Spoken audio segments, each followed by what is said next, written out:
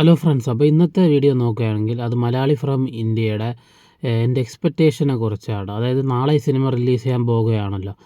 അപ്പോൾ എൻ്റെ വീടിൻ്റെ അടുത്തുള്ള 2 തിയേറ്ററിലും ഇതുവരെയായിട്ട് ബുക്കിംഗ് വന്നിട്ടില്ല. അവരെ കോൺടാക്ട് ചെയ്തപ്പം അവിടെ സിനിമ വരുമെന്ന് തന്നെയാണ് അവർ പറഞ്ഞത്. പക്ഷേ എനിക്ക് എന്താണെന്ന് അറിഞ്ഞുകൂടാ. പക്ഷേ നാളത്തെ ബുക്കിംഗ് കൂടെ കാണിച്ചിട്ടുള്ളത് പവി കെയർ ടേക്കറോ ആവേശമാണ്. പക്ഷേ അവരെ മെസ്സേജ് അയച്ചപ്പോൾ അവർ പറഞ്ഞതില്ല, ഇത് മലയാളി ഫ്രം ഇന്ത്യ നാളെ വരുമെന്ന് തന്നെ പറഞ്ഞ്. ഇന്ന് ബുക്കിംഗ് വരുമായിരിക്കും. എങ്കിൽ ഞാൻ മിക്കവാറും നാളെ തന്നെ ഫസ്റ്റ് ഡേ തന്നെ കാണാനുള്ള പ്ലാനാണ്.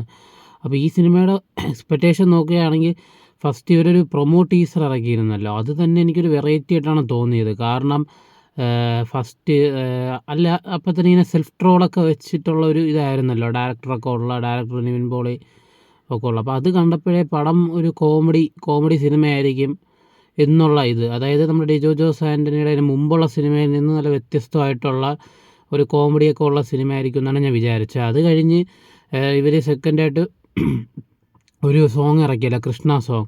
അത് കണ്ടപ്പോഴും എനിക്ക് അത് കണ്ടപ്പോൾ കറക്റ്റ് ഒരു കോമഡി ഫിലിമായിട്ട് തന്നെ തോന്നി. ലവ് ഒക്കെ ഉള്ള ഒരു പഴയ വിൻറ്റേജ് നിവിൻ പോളി ഉണ്ടല്ലോ, ആ ഒരു ഫീല് തോന്നി. അത് കഴിഞ്ഞ് മലയാളി ഫ്രം എന്തോ എനിക്ക് നെയിം ഓർമ്മയില്ല, ആ ഒരു സോങ്ങും പിന്നെ മെനഞ്ഞാന്നൊരു സോങ് ഇറങ്ങി. അത് കണ്ടപ്പോഴും എനിക്ക് ഇഷ്ടപ്പെട്ടു. അതിൽ ഞാൻ വിചാരിച്ചു പടം ഒരു കോമഡി മൂവി ആയിരിക്കും എന്നുള്ള ഇത് തന്നെ. പക്ഷേ ഇന്നലെ ഇറക്കിയ ടീസർ കണ്ടപ്പോൾ പടം മൊത്തം ഒരു സീരിയസ് പടം. എനിക്ക് എന്താണെന്ന് അറിഞ്ഞുകൂടാ. പക്ഷേ എല്ലാവർക്കും ആ ടീസർ ഇഷ്ടപ്പെട്ടു, മെജോറിറ്റി പേർക്ക് ആ ടീസർ ഇഷ്ടപ്പെട്ടു. പക്ഷേ എനിക്കെന്തോ ടീസർ കണ്ടപ്പോൾ ഒരു പ്രതീക്ഷ പോയി. കാരണം ഞാൻ ഈ ഫുള്ളൊരു കോമഡി പടം ആയിരിക്കും എന്നുള്ളൊരു എക്സ്പെക്റ്റേഷനിൽ ഇരുന്നത് കൊണ്ടായിരിക്കാം എനിക്കൊരു വലിയ പ്രതീക്ഷ ഇല്ല. എങ്കിലും എനിക്കിപ്പോൾ പ്രതീക്ഷ ഉള്ളത് ധ്യാൻ ശ്രീനിവാസൻ നിവിൻ പോളി അവരൊരു കോംബോ. പിന്നെ ഞാൻ പിന്നെ ഫുൾ കോമഡി പടം ആയിരിക്കുമെന്ന് പ്രതീക്ഷിച്ച്. അല്ല, എനിക്ക് സീരിയസ് പടം ഇഷ്ടമാണ്. പക്ഷേ എനിക്ക് എന്തോ ഇന്നലെ ടീസർ കണ്ടപ്പോൾ ഒരു വലിയൊരു പ്രതീക്ഷ ഇല്ല. എങ്ങനെ ഡിജോ ജോസ് ആൻ്റണിയുടെ സിനിമ ആയതുകൊണ്ട് നമുക്കൊരു പ്രതീക്ഷ വയ്ക്കാം.